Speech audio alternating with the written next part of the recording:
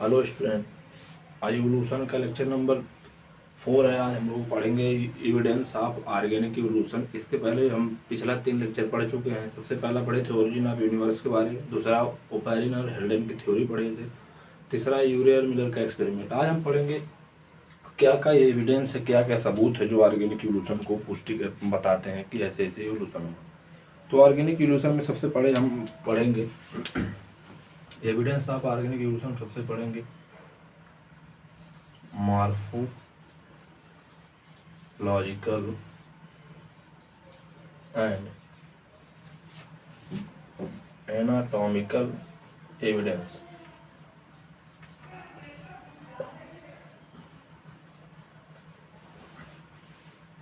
दूसरा embryological evidence।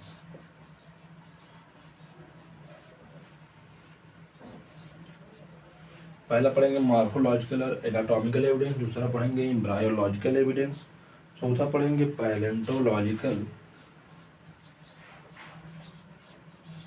Fossils palaeontological evidence, और चौथा पढ़ेंगे बायो जियोग्राफिकल एविडेंस।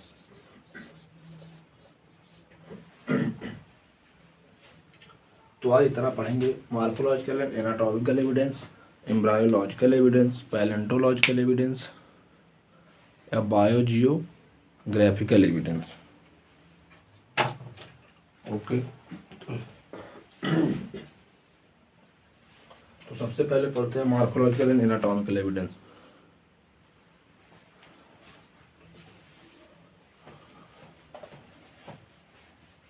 मॉर्फोलॉजिकल मतलब एक्सटर्नल अपीयरेंस से देख के हम पता करेंगे कि हमारे एंसेस्टर हमसे कितना रिलेटेड है। एनाटॉमिकल मतलब इंटरनल एविडेंस से। अब मॉर्फोलॉजिकल एनाटॉमिकल में भी कई चीजें हैं। जैसे सबसे पहले पढ़ेंगे हम होमोलॉगस ऑर्गन, दूसरा एनालॉगस, होमोलॉगस, एनालॉगस, तीसरा पढ़ेंगे वेस्टिजियल ऑर्गन,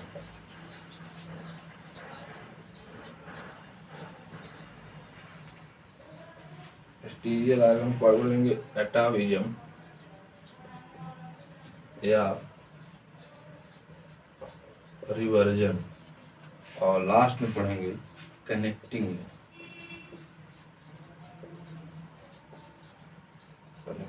इतना पढ़ना मॉर्फोलॉजिकल और एनाटॉमिकल एविडेंस। तो चलो एक एक करके पढ़ते हैं। Homologous organ.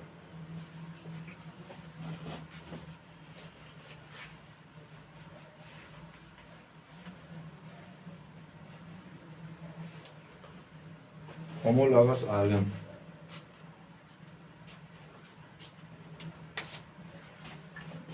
इनका होमोलॉगस ऑर्गन मतलब origin same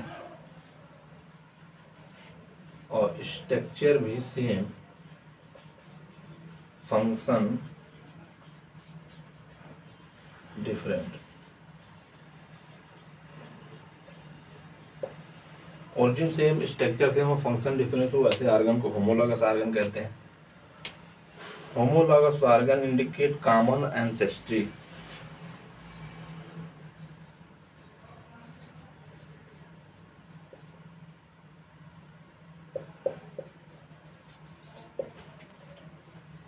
based on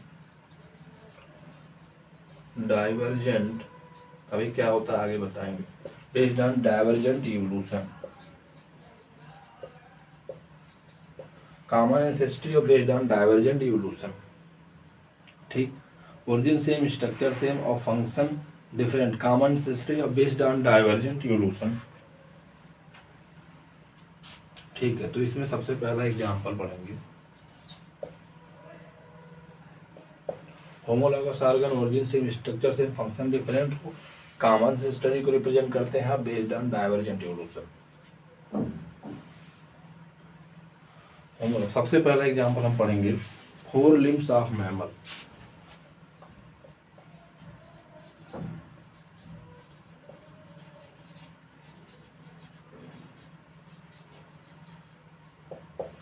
four limbs of mammal एक होमोलॉगस ऑर्गन है, क्योंकि जैसे मैन है, चीता है, व्हेल है, बैट है, इन लोगों का जो फोर लिम्ब है ओरिजिन सेम है, स्ट्रक्चर सेम है, लेकिन अलग अलग फंक्शन में उपयोग करते हैं।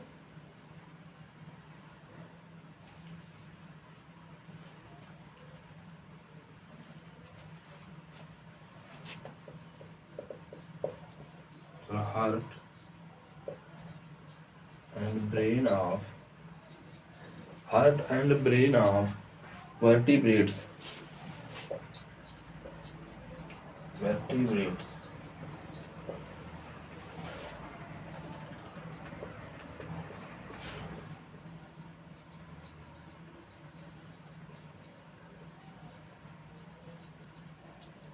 अगला है thorn of bougainvillea and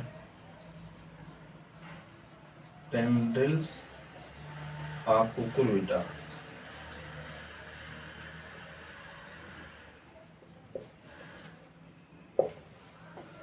four limbs of mammals के जो होते हैं वो ओरिजिन में सेम होते हैं, स्ट्रक्चर सेम होता है, लेकिन फंक्शन अलग अलग। इनके फोर लिम्ब जैसे मैन के फोर लिम्ब हो गए होल्डिंग थिंग्स, वस्तुओं को पकड़ने में हो गया, और चीता उता हो गए उसको अपने शिकार को पकड़ने में आसानी करते हैं। व्हेल के स्विमिंग में, बैट के फ्लाइंग में। फंक्शन अलग अलग है लेकिन ओरिजिन एंड स्ट्रक्चर सेम है। Heart brain of vertebrate, thorn of bougainvillea, ये दोनों जो है मॉडिफाई एक्सिलरी बर्ड है, मॉडिफाई एक्सिलरी बर्ड है। दोनों का ओरिजिन स्ट्रक्चर सेम है, लेकिन थॉर्न ऑफ बोगनविलिया में प्रोटेक्शन के लिए काम आता है, ये अलग फंक्शन करता है, जबकि टेंड्रिल ऑफ कुकुरबिटा क्लाइंबिंग में, प्लांट्स पे लपेट के चढ़ते हैं ना, वही क्लाइंबिंग है। तीन एग्जांपल है homologous organ, origin same, structure same, function different, common ancestry होती है बेस्ड ऑन डाइवर्जेंट इवोल्यूशन। तीन एग्जांपल है four limbs of mammal, heart brain of vertebrate, thorn of bougainvillea and Cucurbita plants and tendrils of Cucurbita. ठीक है, इतना note करिए।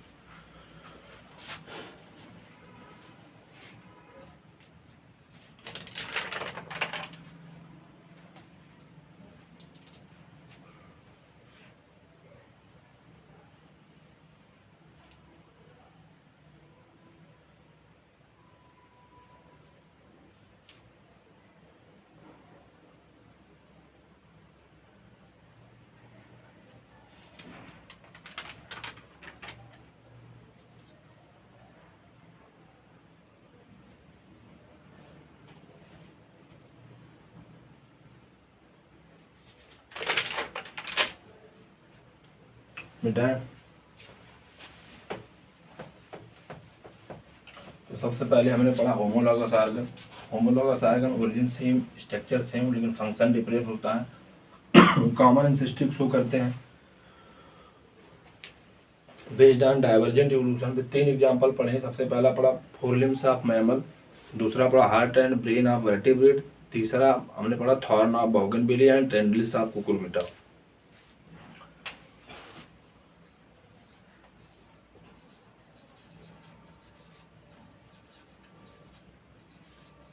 Analogous organ में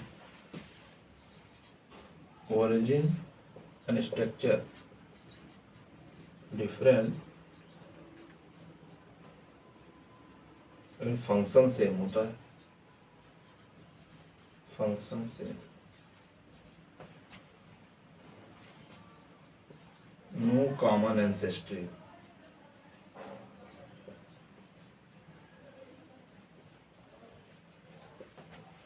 No common ancestry based on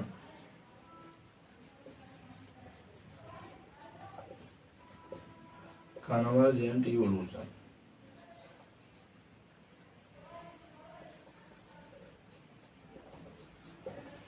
okay, सबसे पहला example analogous organ मतलब origin structure different होता है, function same, no common ancestry based on convergent evolution.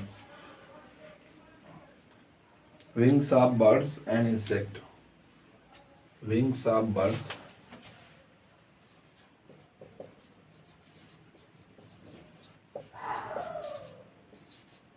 and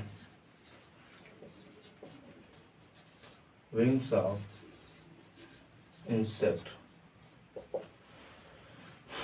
birds के जो विंग्स होते हैं फोर लिम्ब के मॉडिफिकेशन से बनते हैं, लेकिन विंग्स ऑफ इंसेक्ट के जो विंग्स होते हैं वो काइटिनस के होते हैं, काइटिन से ओरिजिनेट होते हैं। इनका स्ट्रक्चर अलग होता है, फंक्शन लेकिन दोनों का एक ही फंक्शन होता है, फ्लाइंग में मदद करते हैं, उड़ने में मदद होता है।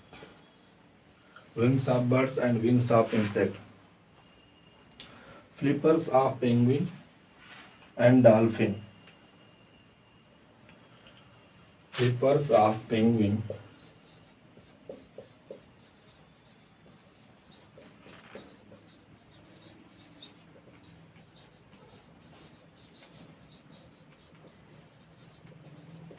and dolphin।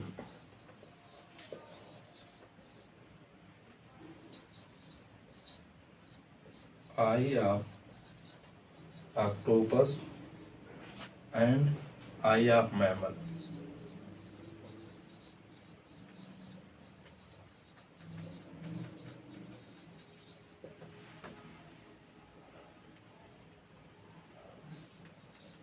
mammals। चौथा स्वीट पोटैटो, तो एक रूट का मॉडिफिकेशन है।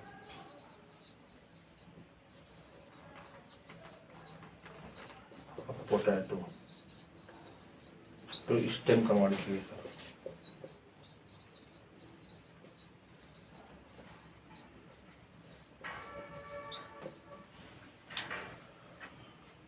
Okay,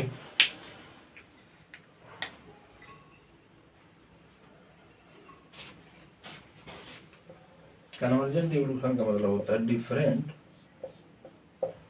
organ evolve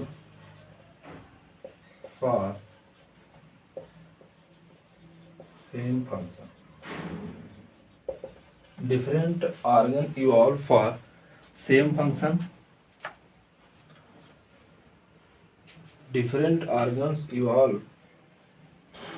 different organ evolve perform same function।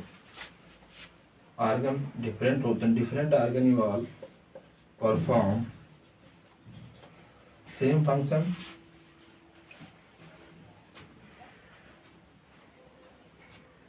due to similar habitat।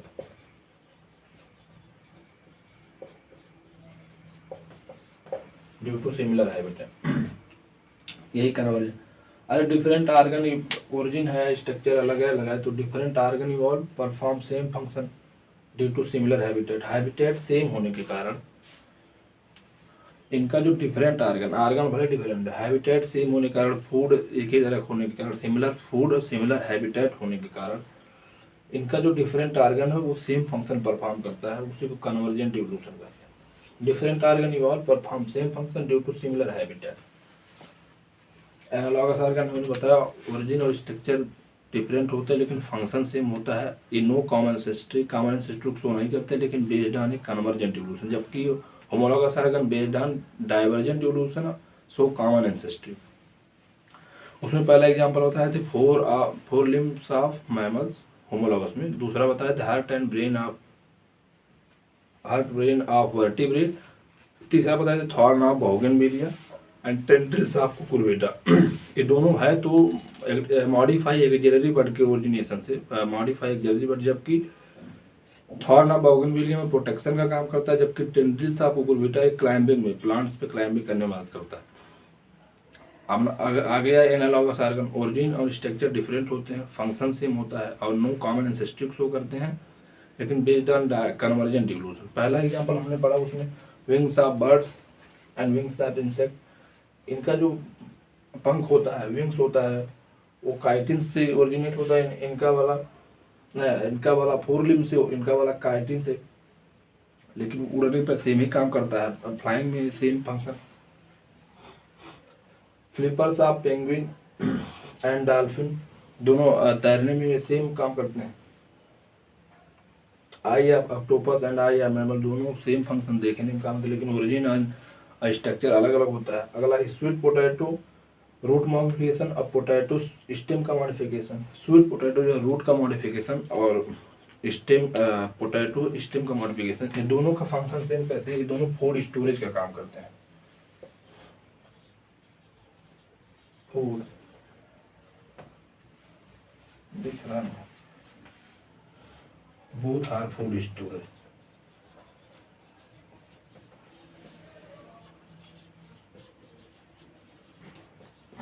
दिख रहा है, बोथ आर फूड स्टोरेज, मतलब दोनों का ओरिजिन स्ट्रक्चर डिफरेंट है, क्योंकि स्वीट पोटैटो रूट का मॉडिफिकेशन है, पोटैटो जो है स्टेम का मॉडिफिकेशन है, लेकिन दोनों जो है फूड स्टोरेज, दोनों का काम है फूड स्टोरेज। स्वीट पोटैटो वही गंदी है से लगता है। तो पहला एग्जांपल पढ़ा, wings of birds and wings of insect, I of octopus and mammal. अगले नंबर पे पढ़ा स्वीट पोटैटो जो रूट का मॉडिफिकेशन है, स्टेम जो है पोटैटो स्टेम का मॉडिफिकेशन है। 3 एग्जांपल। चौथा पढ़ा flippers of penguin and dolphin, note करिए पहले।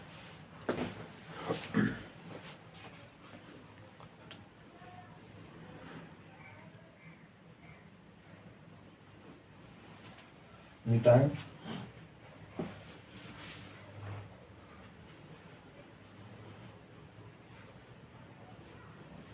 अगले नंबर पे पढ़ेंगे हम वेस्टिजियल आर्गन। 2 आर्गन पढ़ लिए, homologous organ, analogous organ. Homologous organ में ओरिजिन स्ट्रक्चर सेम रहेगा, लेकिन फंक्शन डिफरेंट परफॉर्म करेंगे बेस्ड ऑन डाइवर्जेंट इवोल्यूशन और कॉमन एंसेस्ट्री शो करेंगे। जबकि एनालॉगस आर्गन में ओरिजिन और स्ट्रक्चर डिफरेंट होगा, फंक्शन सेम।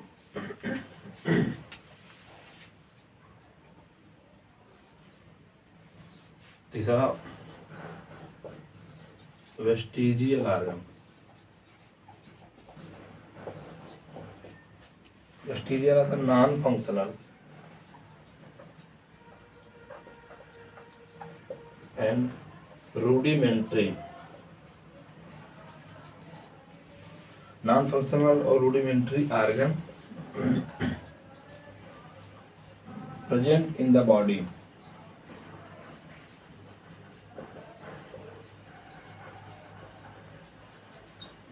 ऐसे आर्गन जो शरीर में प्रेजेंट है लेकिन नॉन फंक्शनल है, रूडिमेंट्री है। लेकिन प्रेजेंट क्यों? क्योंकि ये आर्गन हमारे पूर्वज में प्रेजेंट थे, उनको वो यूज करते थे। जैसे वर्मीफारा अपेंडिक्स है। अपेंडिक्स पहले कि जो एंसेस्टर पूर्वज थे सेलुलोज का फूड लेते थे, तो अपेंडिक्स उसमें काम आता था।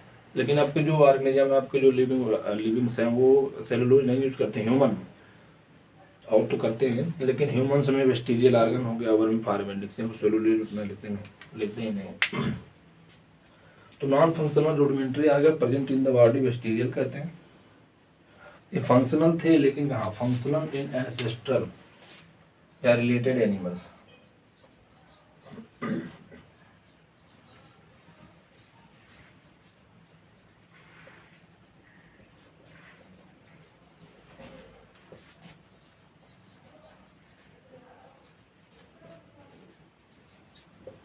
Functional in ancestors and related animals. पहला vermiform appendix, nipple in male,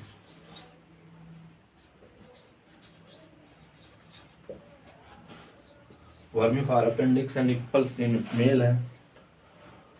body hair,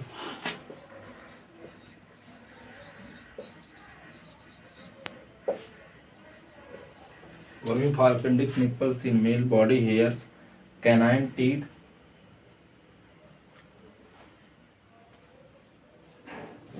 canine teeth, सब ह्यूमन के बारे में, कैनाइन टीथ,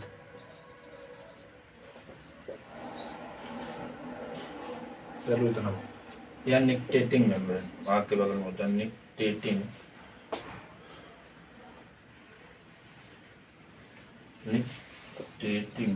मेम्ब्रेन। ऐसे ऑर्गन जो हमारे पूर्वज या उनके रिलेटेड एलिमेंट्स में प्रेजेंट थे, लेकिन आज के डेट में प्रेजेंट हैं, लेकिन नॉन फंक्शनल है, रूडिमेंट्री है, उनका कोई काम नहीं।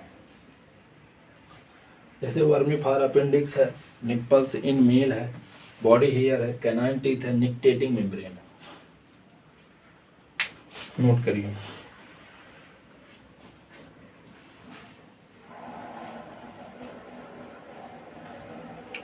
वेस्टिजियल ऑर्गन मतलब non functional rudimentary organ, rudimentary organ present in the body, functional in ancestral and related animals.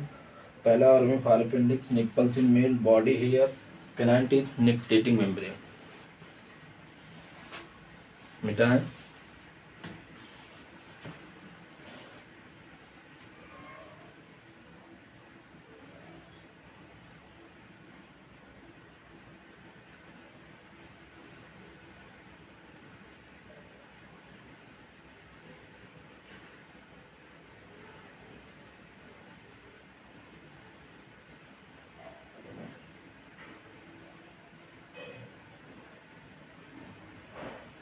अगला तो तीन हमने पढ़ ली, होमोलॉगस, एनालॉगस और वेस्टिजियल ऑर्गन, तीनों के एग्जांपल देख लिए।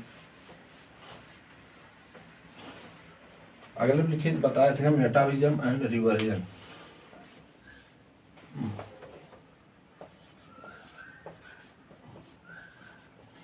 मेटाविजम एंड या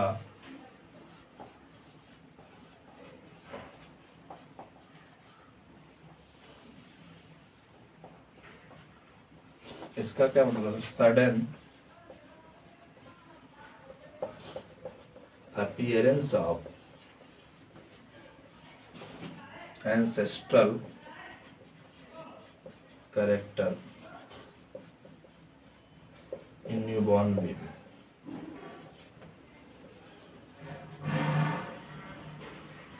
Sudden appearance of ancestral character in newborn baby.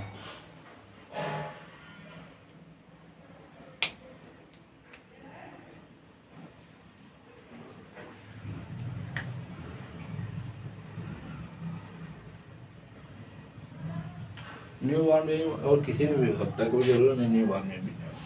Sudden appearance of ancestral character, sudden appearance of ancestral character मतलब पूर्वजों का कैरेक्टर, जो कोर्स ऑफ एवोल्यूशन के समय लॉस्ट हो चुके थे। मतलब ऐसे कैरेक्टर जो कोर्स ऑफ एवोल्यूशन के समय लास्ट हो चुके थे, लेकिन अब जाके किसी ऑर्गेनिज्म में कैरेक्टर वो सब अपीयर होने लगे, उसे कहते हैं एटाविजम या रिवर्जन। जैसे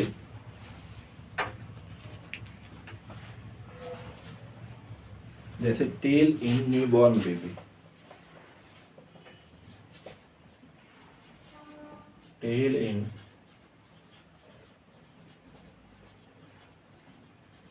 newborn baby, sudden appearance of ancestral character, tail in newborn baby, functional ear pinna muscle, functional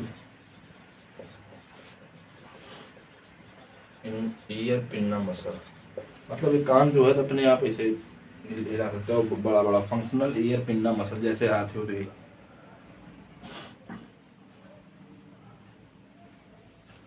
long and pointed canine teeth,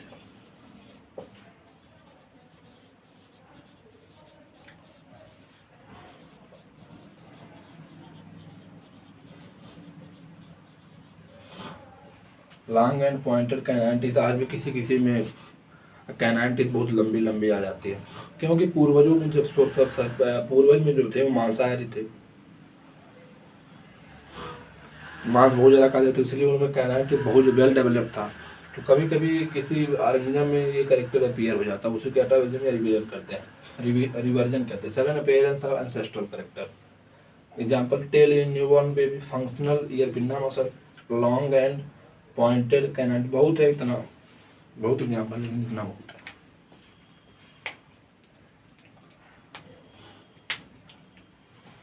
note करिए इतना।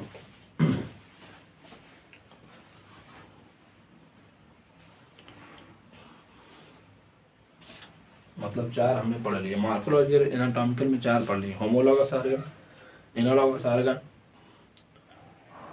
वेस्टिजियल ऑर्गन, चौथा पढ़ लिए atavism and reversion, last connecting link.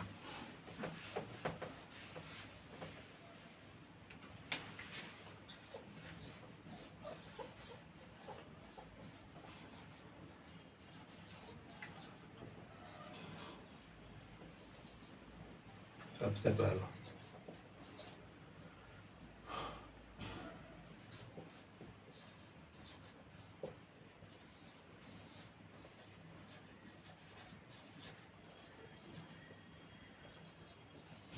Virus euglena प्रोटेरोस्पोंजिया,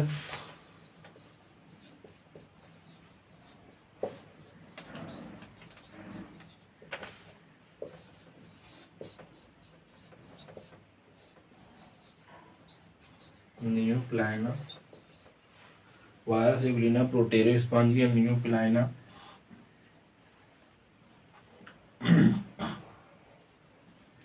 platypus, neopilina और balanoglossus, बैलेनोग्लॉसिस और छठवां platypus.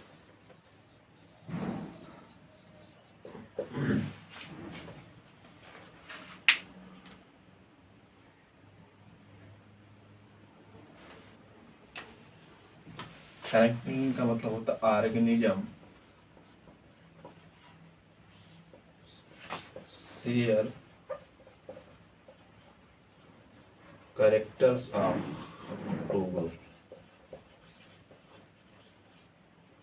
दो group के कैरेक्टर को शेयर करें, connecting link. Virus connecting link between living and non living.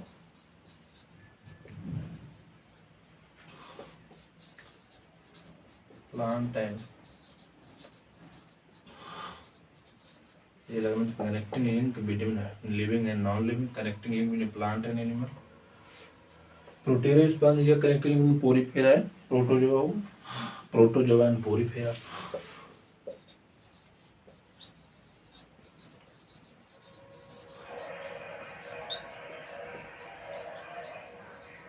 अगला एनिलिडा और Mollusca.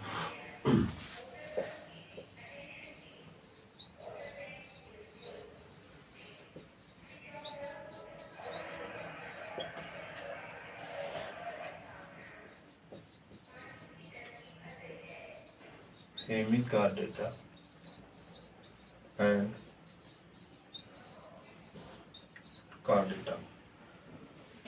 Platypus reptiles and mammals।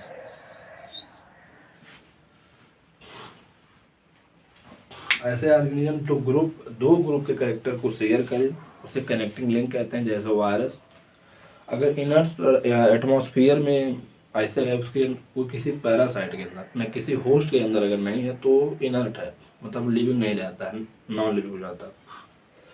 अगर वो किसी ऑर्गेनिज्म या होस्ट के अंदर है तो लिविंग रहता है। तो लिविंग एंड नॉन लिविंग के बीच का connecting link virus. Euglena plant और एनिमल के बीच अगर उसे प्रेडेटर ना मिले, बायोलॉजिकल क्लासिफिकेशन में दिया है, अगर प्रेडेटर ना मिले यूग्लिना को तो सन से सनलाइट को लेके अपना भोजन खुद बनाने लगता है, मतलब फोटोसिंथेसिस कर लेता है। अगर सन ना रहे तो हेटरोट्रॉफ की तरह काम करता है, प्रेडेटर की तरह काम करता है, मतलब प्लांट और एनिमल दोनों का कैरेक्टर रखता है। अगला है प्रोटेरोस्पोंजिया पोरीफेरा और प्रोटोजोआ और पेरीफेरा के बीच है। न्यूप्लाइना एनिलिडा और मोलस्का, मतलब ये ऑर्गेनिज्म दोनों को कैरेक्टर रखेंगे। Balanoglossus hemichordata and chordata, platypus, reptiles and mammal. तो हमने 4 मॉर्फोलॉजिकल एनाटॉमिकल में हमने 5 पढ़ लिए। पहला पढ़ी होमोलॉगस, दूसरा एनोलॉगस, तीसरा वेस्टिजियल ऑर्गन, चौथा एटाविजम, पांचवा रिवर्जन।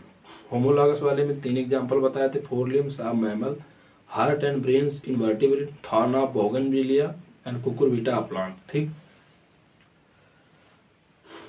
और एनालॉगस में पढ़े थे wings of birds and insect या विंग्स ऑफ इंसेक्ट। अगला पढ़े थे आई ऑफ ऑक्टोपस या eye of mammal, eye of octopus and eye of mammal. उसके बाद पढ़े वेस्टिजियल ऑर्गन। और अच्छा, एनालॉगस में एक चीज और पढ़े थे, sweet potato and potato. Sweet potato root का मॉडिफिकेशन है, स्टेम का मॉडिफिकेशन पोटैटो, जबकि दोनों का फंक्शन सेम है, फूड स्टोरेज करते हैं। Flippers of penguin and dolphin, eye of octopus, eye of mammal. 4 example पढ़े थे। उसके बाद पढ़े वेस्टिजियल ऑर्गन, ऐसे ऑर्गन जो हमारे एंसेस्टर में प्रेजेंट थे और रिलेटेड आज भी हमारे प्रेजेंट थे, लेकिन नॉन फंक्शनल है, रूडिमेंट्री है। जैसे वेस्टिजियल ऑर्गन में सबसे वर्मी फॉर अपेंडिक्स है, निक्टेटिंग मेम्ब्रेन है, निप्पल्स इन मेल है। उसके बाद है एटाविजम या रिवर्जन, हमारे पूर्वज में थे लेकिन कोर्स ऑफ इवोल्यूशन के समय लॉस हो गए, लेकिन कभी कभी अपीयरेंस हो जाता है किसी नए ऑर्गेनिज्म में, जब आज के ऑर्गेनिज्म किसी में अपीयर, जैसे tail in newborn baby, coccyx, thick hair on body. Last में आ जाए connective link, virus living and non living, neopilina plant and animal, proterospongia, proton neopilina annelida, उसका पहले ने बोला से hemichordata, chordata, platypus, reptiles and mammal.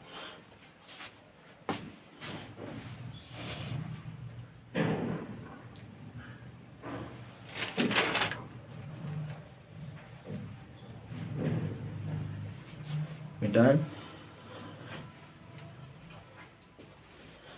Note कर।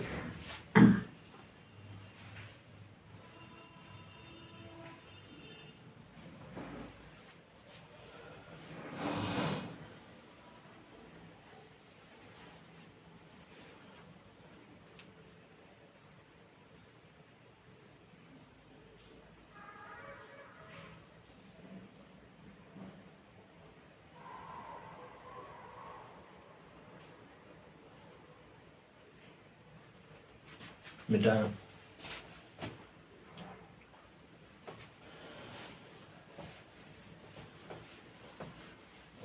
तो एक पहला पूरा एनाटॉमिकल या मार्फोलॉजिकल एनाटॉमिकल एविडेंस हमने पूरा पढ़ लिया।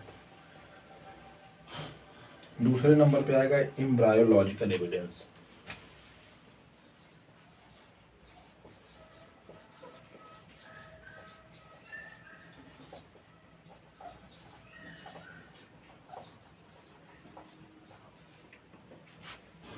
थोड़ा कंसेप्चुअल है, एम्ब्रायोलॉजिकल evidence. Embryological evidence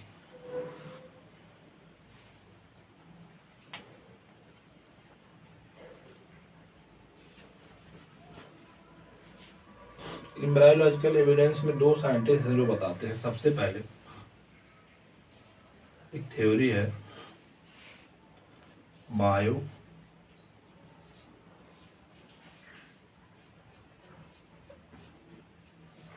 biogenetic law या बायोजेनेटिक लॉ या recapitulation theory.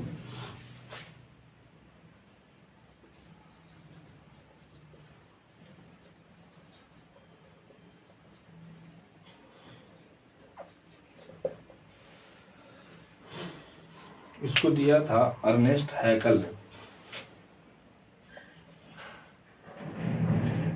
Given by Ernst Haeckel in 1866, given by Ernst Haeckel 1866। उन्होंने एक स्टेटमेंट दिया, ऑन्टोजेनी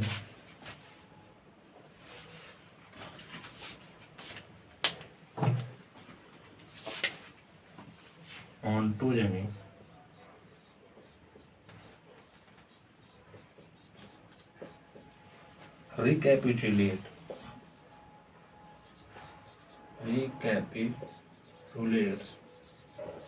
फाइलोजेनी।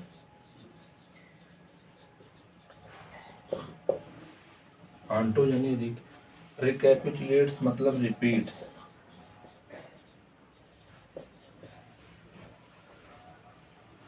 रिकैपिचुलेट मतलब रिपीट्स। ऑन्टोजेनी मतलब डेवलपमेंट ऑफ इंडिविजुअल या ऑर्गेनिज्म।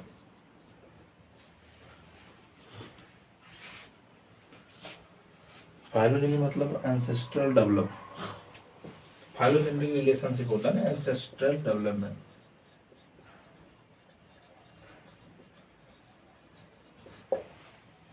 पहले इस सेंटेंस का मतलब पूरा लिख लेते हैं, तब फिर समझाते हैं क्या हो।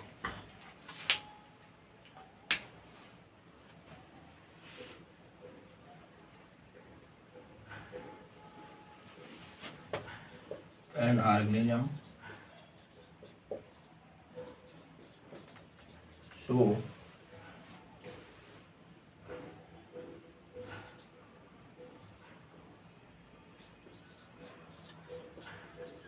ancestral character in embryonic stage।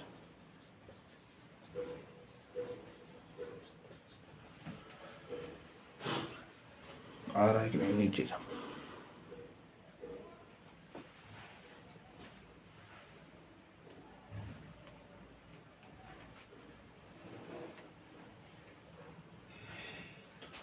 organism show adult ancestral character in embryonic stage। Ontogeny recapitulates phylogeny मतलब क्या होता है? अर्नेस्ट हैकल ने 1866 में दिया। इन्होंने बताया कि जो एम्ब्रियोनिक स्टेज में जो बच्चा है, जो फीटस है एम्ब्रियोनिक स्टेज में, वो एंसेस्टर की जो पूर्वज थे उनके एडल्ट कैरेक्टर को अपनी एम्ब्रियोनिक स्टेज में रिपीट करता है। उसे कहते हैं ऑन्टोजेनी रिकैपिचुलेट्स फाइलोजेनी। फाइलोजेनी मतलब एंसेस्ट्रल डेवलपमेंट को रिपीट करता है। Ontogeny development of individual organism in embryonic stage, मतलब ऑर्गेनिज्म का जो एडल्ट कैरेक्टर है, एंसेस्टर के जब ऑर्गेनिज्म एंसेस्टर पूर्वज थे उनका एडल्ट कैरेक्टर, एंसेस्टर के एडल्ट कैरेक्टर को फीटस अपने एम्ब्रियोनिक स्टेज में रिपीट करता है। और दूसरे थे वॉन बेयर। वॉन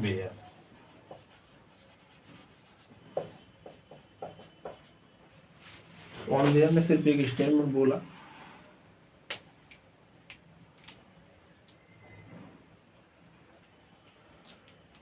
इन्होंने बोला general character appears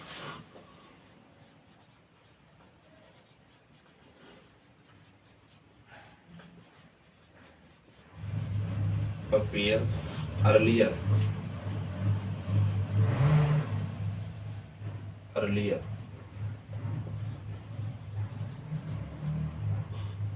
and special character later. इन्होंने बताया कि जनरल कैरेक्टर पहले अपीयर होते हैं और स्पेशल कैरेक्टर बाद में अपीयर होते हैं।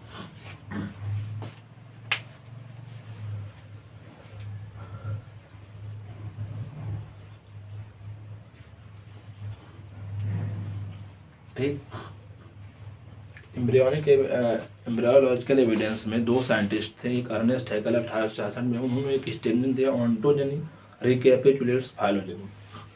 इसका एक सीधा सा मतलब है, जो एम्ब्रियोनिक स्टेज में जो फीटस है अपने पूर्वज के एडल्ट कैरेक्टर को वह रिपीट करता है।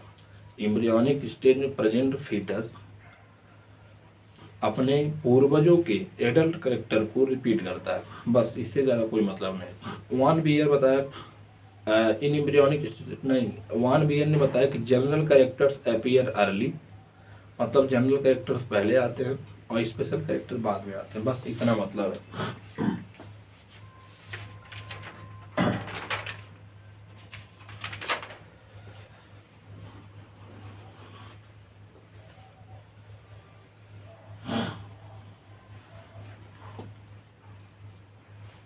दो एविडेंस पढ़ लिए आज हम, मार्फोलॉजिकल, एनाटॉमिकल, दूसरा एम्ब्रायोलॉजिकल। बच क्या रहा है, एक पैलेंटोलॉजिकल बच रहा है, एक बायोजियोग्राफिकल एविडेंस बच रहा है।